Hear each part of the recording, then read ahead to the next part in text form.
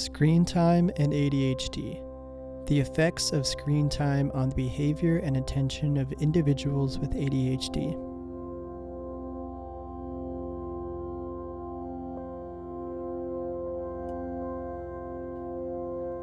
Hello and welcome. Today let's dive into a topic that's becoming increasingly relevant in our digital age, the effect of screen time. There is no denying that screens are a big part of our lives. We use them for everything from work and school to leisure and entertainment. All demographics of people now interact with some type of screen on a day-to-day basis. Screens provide us with many positive opportunities, but they also have some negative impacts. For those with ADHD, the impact of screen time can be intensified. In this video, we'll explore how screen time both positively and negatively affects behavior and attention in individuals with ADHD.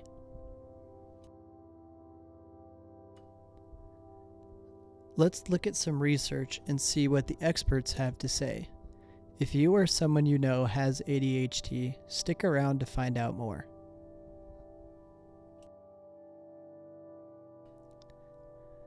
Let's take a look at the way the ADHD affects the brain. Brains with ADHD have lower levels of activity in the neurotransmitters dopamine and norepinephrine. Certain areas of the brain, such as the prefrontal cortex and basal ganglia, tend to be smaller as well. Dopamine plays a role in the cognitive functioning of attention and decision making. Dopamine also affects the reward and pleasure centers and the cognitive and executive function pathways in the brain. Norepinephrine helps increase alertness and focus in response to stress. These two neurotransmitters work together to regulate attention, focus, and mood, and an imbalance between them is associated with ADHD. Prescription medications like Adderall, Ritalin, and Vyvanse are stimulants used to treat ADHD.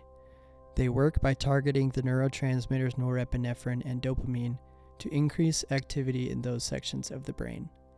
ADHD is classified as a neurodevelopmental disorder, meaning that it is typically onset during the developmental stage. The DSM-5 outlines a few symptoms including forgetfulness, poor task management, failure to follow through on instructions, disorganization, lack of focus, and impulsivity.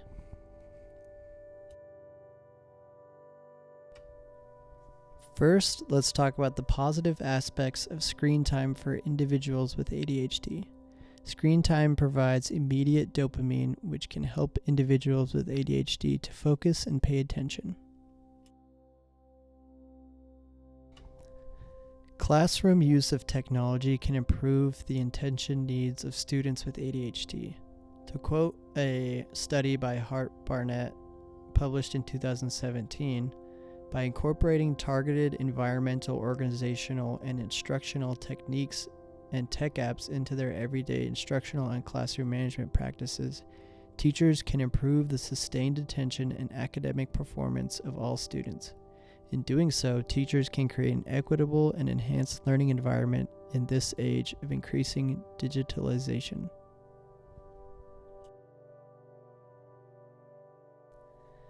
Screen time can be beneficial in digital training for life skills. Another study in 2020 says, with today's connected youths, cognitive training through games may be more engaging. Termed serious games due to their training purpose rather than for entertainment, these digital games for ADHD can train several cognitive domains. They can also incorporate biofeedback, virtual reality, and augmented reality to facilitate mastery and transfer effect to untrained domains and ultimately to daily life situations. Such digital training has been shown to lead to EEG changes in the prefrontal cortex. EEG being a recording of brain activity.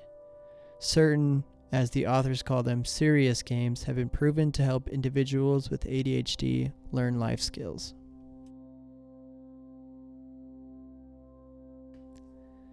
To show both sides of the coin, screen time can also have negative effects on those with ADHD. High screen time is proven to relate to poor sleep. I'm sure most of us can attest to that. Individuals with ADHD are shown to have worse ADHD symptoms when they aren't getting sufficient sleep.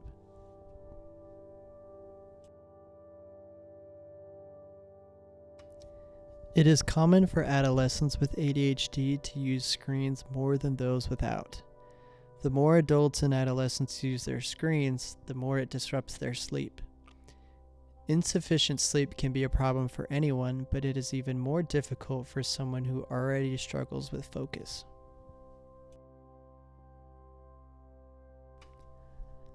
As mentioned before, ADHD is associated with lower levels of dopamine and norepinephrine. These deficits lead to a loss in executive functioning. Persistent exposure to RF, EMF, or radio frequency electromagnetic fields are also associated with losses in executive functioning. It can be especially problematic for kids.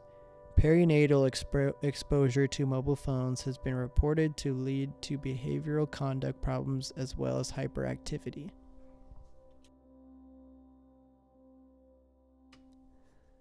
While video games can be helpful in a more controlled way, those with ADHD struggle to keep that impulse under control. Adolescents with ADHD have a higher risk of becoming addicted to video games.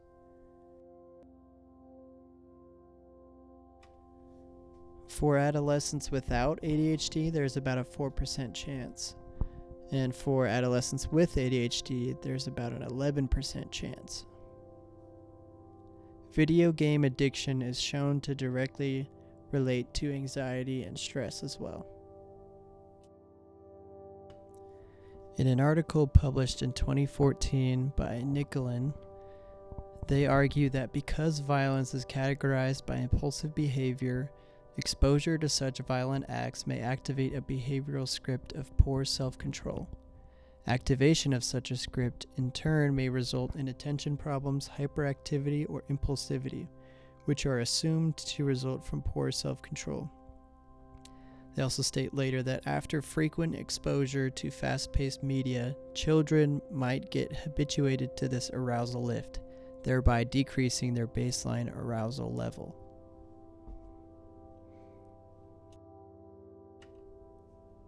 With already having a deficit in dopamine, also having a decreased baseline arousal level can be very problematic for adolescents with ADHD symptoms. Now we can see that there are pros and cons to an individual with ADHD using things such as computers, phones, tablets, and television, or other screens. On one hand, it can have positive effects, capturing their attention and providing cognitive training. On the other hand, those with ADHD may get addicted to technology, and more screen time disrupts their sleep, exacerbating their ADHD symptoms. We aren't trying to argue one way or the other to suggest that we need to embrace screens more or get rid of them. So you may be asking, so what? Well, the research has shown us that while screen time can be a helpful tool for individuals with ADHD, the usage needs to be carefully controlled as it can yield unwanted effects and magnify symptoms.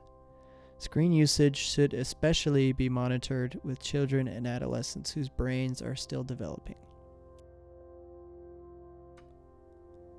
We hope that all who have watched this video were able to gain some new insight on how screens may affect individuals with ADHD. The references used will be listed in the video description down below so that you can check them out for yourself. Thank you for your time and have a wonderful day.